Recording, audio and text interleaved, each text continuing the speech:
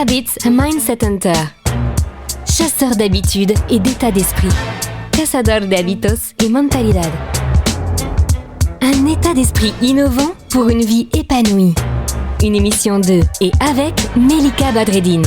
Hello, bonjour, comment allez-vous? Dites-nous ça en commentaire, une fois que vous nous aurez mis plein de cœurs et plein d'étoiles, quand vous aurez bientôt bien partagé le podcast. Aujourd'hui, nous sommes présents dans 36 pays, les amis. 36 pays, c'est énorme et c'est grâce à vous, grâce à toute cette communauté, la communauté francophone et non francophone, tous ceux qui nous soutiennent et qui nous permettent de continuer à avancer. Aujourd'hui, nous allons parler de nos habitudes et peut-être même nos sales habitudes bien françaises quand on part à l'étranger et qui fait qu'après, nous sommes catalogués. Alors, première des petites habitudes, eh bien, attention, les amis. Nous, on a tendance à faire la bise, qu'on en fasse 2, 3, 4 ou qu'on en fasse une seule, mais on a tendance à faire la bise. Et aux États-Unis, en Allemagne notamment, ça ne passe pas.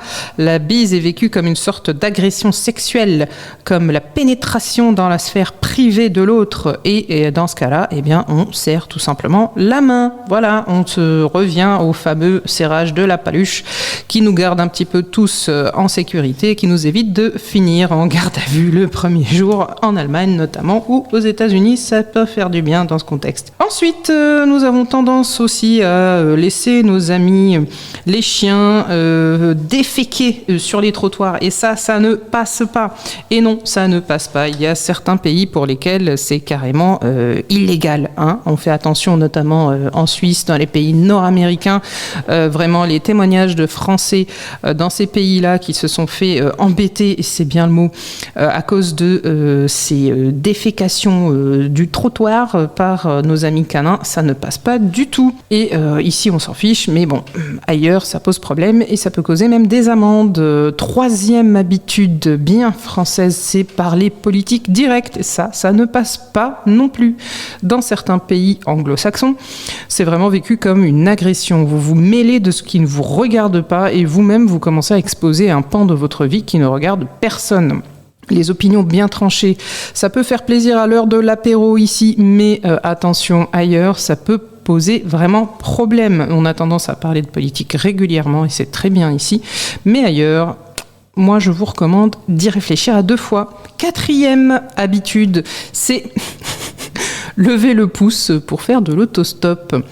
Comment vous dire, au Moyen-Orient, ça peut être interprété comme une insulte extrêmement grave et même ça peut être illégal. C'est à prendre en considération. Donc faire de l'autostop en France, oui, mais le pouce en l'air ailleurs, ça peut être assez cavalier et même insultant et même illégal dans certains pays du Moyen-Orient. Alors les amis, pensez-y. Autre habitude que j'aime beaucoup, c'est boire un alcool que vous n'avez pas ramené si vous partez en Amérique du Sud. Et oui, si vous partez en Amérique du Sud en soirée, ce qui est de rigueur, c'est de ramener son propre alcool parce que sinon, en fait, vous serez taxé de taxeur. Voilà, le gros taxeur d'occidental, c'est plutôt comme ça que vous serez vu en Amérique du Sud. Quand vous partez au Japon, les amis, et que vous êtes en train de manger du riz, si jamais vous reposez vos baguettes dans le riz, c'est pour eux un présage de mort. Le bon plan de Melika. Le bon plan.